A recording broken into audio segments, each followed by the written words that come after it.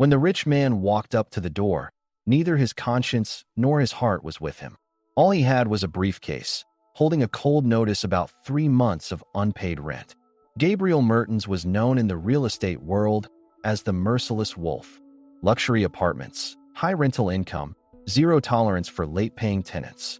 Nearing 60, this man had built his success through calculation, lack of emotion, and absolute control. That morning, as the sun barely lit the city through a gray mist, Gabriel parked his black car next to the cracked sidewalk. The house in front of him looked like a ghost of something that had once been beautiful, but now was simply tired. The roof sagged, the shutters were bent, and the garden was full of tall grass swaying in the wind. But Gabriel was only there for a task: knock, deliver the notice, walk away. He raised his hand and knocked 3 times. He waited. When no one came, he was about to knock a 4th time when the door creaked open slightly. 2 little girls. Their blue dresses were identical. Their hair was messy, but there was a clear search for order in their faces. One stood behind the other, almost hidden. The older one looked around 7. The younger, maybe 5. Gabriel's plan fell apart in that moment. His stern expression softened, but his voice stayed cold. "Is your mom home?" The older one swallowed. "She said she'd be back last week," she said. Her voice was rough, but she stood tall. The little one stepped forward. Her eyes were teary. "Please don't take us away," Mom said. "If something happened, Mr. Mertens would help us." Gabriel froze. "What did you say?" he asked, kneeling to get to their eye level. The older girl pulled out a crumpled envelope from her pocket. His full name was written on it. He still recognized that handwriting, even after all these years. Camila. She was a woman from his past, someone he could barely remember even in his dreams. Their time together had only lasted a few months, but she had been the only honest connection Gabriel had in his youth. Back then, he'd been looked down on by his mother and mocked by his friends, and she was the first person who had ever treated him like a human being. He opened the envelope. Inside, there was a short note. "If you're reading this, it means I'm no longer here. They have no one else but you. Please, take care of Lily and Maya." The world stopped spinning around Gabriel in that moment. Thoughts, memories, regrets, they all came crashing down on him. "Where is your mom now?" he asked. "She left," Maya whispered.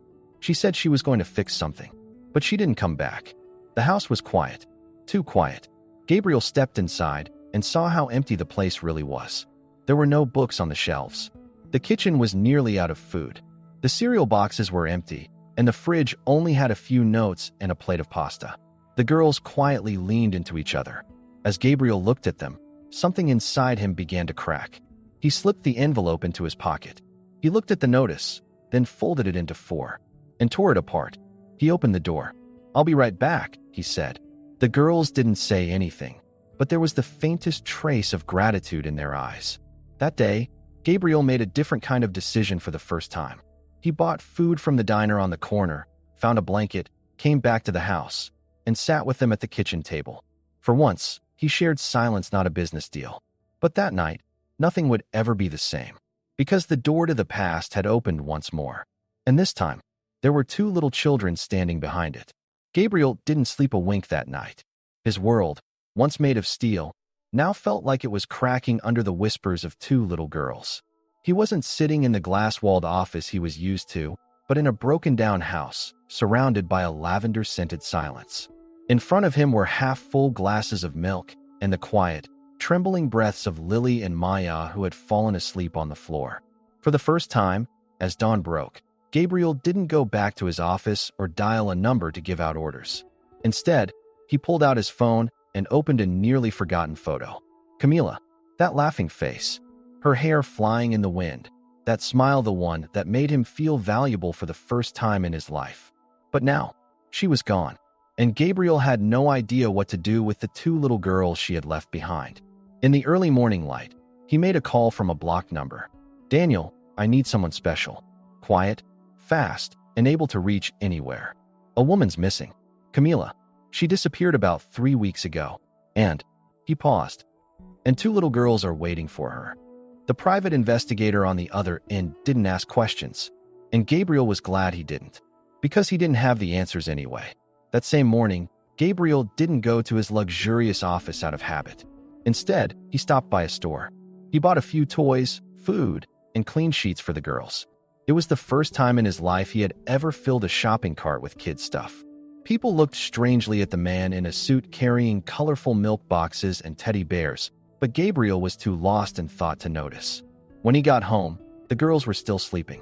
Maya was curled up on the couch, and Lily had the edge of the blanket pressed to her mouth. Seeing them like that stirred something unfamiliar in him. Maybe it was mercy, maybe responsibility, maybe the urge to finally make up for something. But that day, the dusty pages of the past weren't just catching Gabriel's attention. Someone else had started flipping through them, too. Around 3 p.m., a black car with tinted windows pulled up in front of the house. A man in a suit and glasses got out. Gabriel didn't recognize him. The man headed toward the door, but stopped at the corner of the street to take a phone call. His eyes kept drifting back to the house. Gabriel watched from behind the window. His instincts kicked in. He quietly picked up his phone. "Daniel, someone's watching the house." "Find out who." Inside, Lily grabbed Gabriel's hand. "We're scared," she whispered. "Are they going to take us?" Something broke inside Gabriel at that moment. It wasn't about Camila's letter anymore. It wasn't even about who these kids were. It was about one thing now. They had to be protected. That night, Gabriel took the children to his own home. He had the guest wing of his penthouse prepared for them.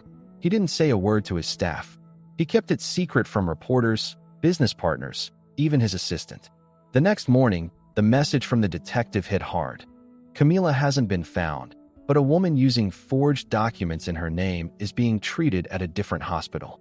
There's no official ID, and no paperwork proving she's the kid's mother." Gabriel read the message without taking his eyes off the children. This wasn't just a missing person case anymore. This was a trap, and something deep inside him was telling him this was just the beginning. When Gabriel stepped into the living room of his luxury penthouse, the cold marble floor he was so used to suddenly felt unfamiliar. That morning, he had looked at himself in the bedroom mirror for a long time. His shirt was wrinkled, his beard had grown out. But that wasn't the real change. What had truly shifted was in his eyes. The hardness was gone. In its place was something strange, worry. His phone buzzed on the table. Another message from Detective Daniel. "Unknown woman was taken from the hospital. 2 masked men on the security footage. Might not be Camila. Or, someone doesn't want her to be found." This time, Gabriel didn't delete the message right away. He stared at it. A voice inside him said he now had to protect not just Camila but the children too. But now the enemy was unclear. Worse yet, invisible. The girls were at the breakfast table. Lily was quietly brushing her doll's hair. Maya was stirring the milk in her glass. Looking at them made Gabriel's chest feel heavy. They didn't just need protection. They needed to belong to someone. Gabriel sat down. He wanted to talk to them, but he didn't know where to start. In the world he was used to, questions needed answers, and deals needed signatures. But here, there was only silence. And that silence carried echoes of the past. After breakfast, Gabriel sent the girls to their room. Then he went downstairs. In the room he once used as an office, he began searching through old files. Records with Camila's name, bank receipts, lease agreements. And then he found a document, dated 12 years ago, signed Camila Vega. Below it, a small note. "I had no choice but to stay at this address. But I always looked for a way out." As Gabriel looked at the paper, his eyes welled up. Back then, he hadn't understood why she couldn't stay with him, why she had disappeared without a trace. Now it made more sense. Camila hadn't just run away. She had been hiding. But from whom? The phone rang again. It was Daniel. "I didn't want to say this over the phone," he began, his voice tense for the first time. "But someone might be watching you, Gabriel." "What do you mean?" Before she vanished, Camila had a meeting with a security firm. She asked for personal protection, but the meeting got cut short. "And the company's owner used to be your business partner, Roman Falkenberg." Gabriel's face froze. That name, the man he'd done his first major deal with years ago. But later, Roman had betrayed him in a project, made a fortune unfairly, and disappeared. Over time, Gabriel had let go of the memory. But clearly, Roman hadn't. Gabriel stood up abruptly and headed to the living room. Lily and Maya were sitting quietly in front of the TV. As he looked at them, one thought raced through his mind. This isn't a coincidence. These kids are targets. They silenced Camila. Now they want to silence them too. Just then, the penthouse doorbell rang. Gabriel froze. No one from the security floor had called. Whoever it was had pressed the bell directly. He walked slowly toward the door and checked the camera screen. A man in a black beanie, clean-shaven, with an ordinary look, holding a large courier bag. But Gabriel's instincts told him that bag wasn't just holding documents. He didn't open the door. Instead, he moved to the back room and hit the panic button. All the digital locks in the house activated, the curtains shut, and the silent alarm quietly kicked in. He sent the children to their room. Lily looked at him with concern. "Is this a game?" Gabriel knelt down. "No, but you're not alone anymore. This time, someone's here to protect you." There was something in his eyes now. Not fear but determination. Because Gabriel was no longer just a businessman. Now he was a protector. Gabriel didn't sleep that night. He walked the hallways of the penthouse in silence for hours. He checked every door again. He had extra security locks added to the windows. It felt like he wasn't just fighting a physical threat but something invisible, lurking inside. Daniel called again at midnight. "I found Roman Falkenberg," he said. "Did he talk?" "Not yet, but I learned a few things. He's not just a con man anymore, Gabriel. He's part of a hidden network. Scams rich investors, forges documents, changes identities. And the worst part, there are missing women. All of them follow the same pattern. Women who had some connection with him in the past." Gabriel's heart started racing. Could Camila be one of them? Daniel paused. Could be more than that. Because he had someone watching you, too. This is personal. Gabriel's mind lit up in rage. Roman, the man he had trusted and partnered with years ago. The man who had smiled to his face, then stabbed him in the back. And now he had gone after Camila. Maybe even these two little girls. But why? Trying to find that answer awakened a darkness inside Gabriel. The man who had always kept control now held rage in his hands. The next morning, Gabriel didn't take the kids out. Instead, he had a small playroom prepared for them. Toys, books, glowing stars on the wall. Lily and Maya seemed happy with their new space, but they were still asking about their mom. "Did Mom forget us?" Maya asked. Gabriel knelt down. "No, your mom loves you very much. But right now, she can't reach you, and I'm trying to find her. Do you love her?" Lily asked suddenly. Her eyes locked onto his. The answer was a long silence. "Yes," Gabriel finally said. "But sometimes love means protecting someone." That day, Daniel gave him the first lead. An old workshop building outside the city. It was listed under one of Roman's companies, but no longer active. Gabriel got ready. This time, he wasn't just going for himself. He was going to protect the girls too. He got in his old black car. What he carried inside now wasn't fear, it was a clear goal. It took him about an hour to get there. The workshop was dark and quiet. The doors seemed locked, but a ventilation grate left open on the side caught his eye. He slipped inside. With a flashlight, he moved past abandoned desks, broken computer monitors, and notes scribbled on the walls. Then, a light entered the room. Someone else was in the building. Gabriel quietly took cover in the back. Footsteps approached. Two men were talking. "Is the woman still asleep?" "Yeah, but we can't keep her at the hospital too long. That other guy, Victor, is still investigating. They're trying to get to Mertens." "What about the kids?" "They don't know yet. But I don't get it. Why is he still taking care of them? They're not even his." "Sentimentality. Weakness."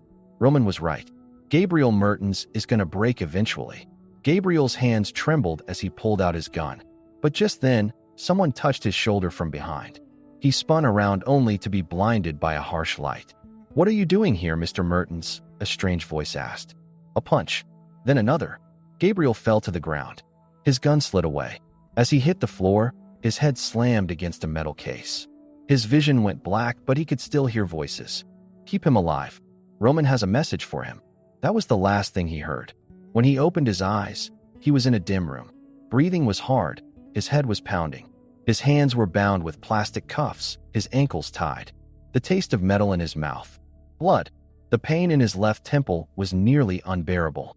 The floor was concrete, cold and cracked, and a flickering fluorescent light buzzed above him. For the first time in a long while, Gabriel Mertens felt powerless. But that wasn't going to stop him. Suddenly, the door opened. A tall man in a gray suit walked in. He took off his glasses and calmly slid them into his pocket. Then, in a voice that was all too familiar, he spoke. "Well, seeing you again. It's strange, isn't it, Gabriel?" Roman Falkenberg. After all these years, he hadn't changed. Still dressed in expensive but tasteless clothes. still walking with a fake smile stretched across his face. "All these years," Gabriel said with a hoarse voice. Roman laughed. "All these years, watching so-called honest men like you win. But you forgot the one truth. No empire rises without bodies left behind." Gabriel tried to stand but couldn't. "Where's Camila?" he asked. Roman's smile faded. "Camila was weak. She tried to run. But unfortunately, you cared about her a little too much. If you hurt her dash," Roman stepped closer. "I didn't. But others needed a reason to break you. And, strangely enough, those two little girls turned out to be the perfect leverage." Gabriel's eyes sparked. "They're not my children, but they are my responsibility." "No, Gabriel. They're tools now. Your weakness. The one thing you can't fight against. The one thing you feel compelled to protect. And in trying to save them, you'll lose everything." Silence fell. Gabriel just stared. In that moment, the fear inside him vanished, replaced by a freezing focus. Roman pulled out a phone from his pocket. He showed the screen to Gabriel. It was a live video feed of the penthouse living room. The camera was hidden. Lily and Maya were sitting on the couch watching cartoons. And beside them, Gabriel's trusted driver, now acting like a traitor. "If you don't act by 8 a.m., those girls and Camila will disappear quietly." Gabriel took a breath, deep and controlled. "What do you want?" Roman smiled. "Your real estate fund. Your shares. Everything under your name transferred to me. That way, you disappear. But the girls, maybe they get to live." The door closed. Gabriel was alone again. But this time, the solitude worked in his favor. He looked at the cuffs. In the inner part of his shoe, there was a needle sharpened and hidden. The special training he'd received in Switzerland years ago was still fresh in his mind. His success in finance had always come from staying one step ahead physically, too.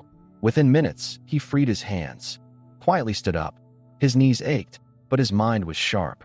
He moved silently down the hallway. Security was light. Roman still believed Gabriel was weak. That was a mistake. When he reached the back room, he found an old monitor. It was displaying the building's security system. On one of the screens, Camila. Her face was bruised, but she had a pulse. Her eyes were closed, but she was alive. Gabriel swallowed. To reach her, he had to get past 3 doors, 2 guards, and disable a fire alarm. Right then, he pulled out the lighter from his pocket. He set fire to some cables in the corner. A small fire triggered the building's alarm. Panic spread. Screams echoed through the corridor. Men started running.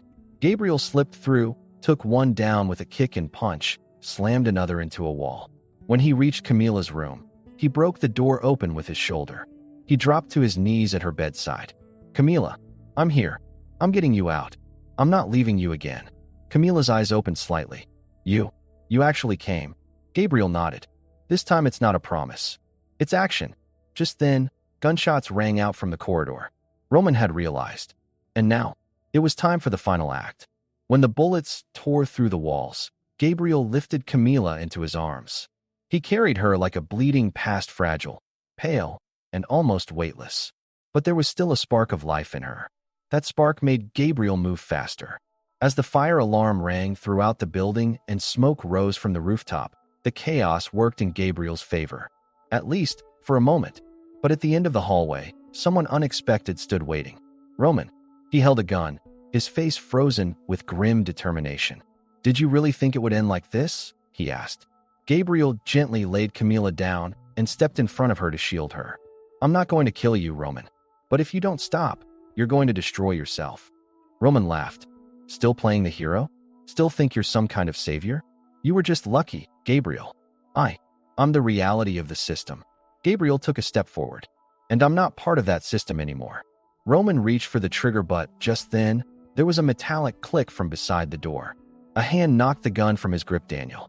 The private investigator had arrived just in time, quietly creeping up behind Roman and disarming him. Roman collapsed to the floor. It was over. When they stepped outside, it was morning. The sun's first light touched the crumbling walls of the building. As Camila was carried out on a stretcher, Gabriel walked beside her, breathing with her, each step bringing a new rhythm to his heart. 2 days later, Gabriel saw the girls again. Lily and Maya ran into his arms with eyes full of fear and hope. When they heard Camila was alive, they cried like real children for the first time, with love and relief. At the hospital, Camila was slowly recovering. Her memory was hazy, but she wasn't alone anymore. And every day, Gabriel was there in her room, not rushing to meetings, but building toward a future. Months passed. Gabriel transferred most of his company's shares. He shut down his luxury office. One whole floor of the penthouse was redesigned just for the girls, filled with toys, wall art, fairy tales, and most importantly, the feeling of a safe home. One morning at breakfast, Lily was eating toast when she asked, "Are you our dad?" Gabriel paused. Before answering, he looked into Camila's eyes. Then he gently placed his hand on Lily's back. "I'm not your real dad, but if you'll let me, I'd like to stay with you forever." Maya walked up quietly. "So who's our family?" Gabriel knelt down. "Family isn't who gave birth to you. It's who never leaves your side." That day, they made a decision together. Gabriel officially became Lily and Maya's guardian. Camila, now breathing freely again, had her girls like sisters back by her side. They all moved into a new home together. Not too big, not too fancy, but filled with love. Not silence, but laughter echoed through the walls. Now, Gabriel Mertens doesn't wear a tie every morning, but he knows how to braid hair, carry a school bag, and read bedtime stories. And though he never said it out loud, he whispered something to himself deep inside. "I came here to tear down a home, but I walked out having built a family."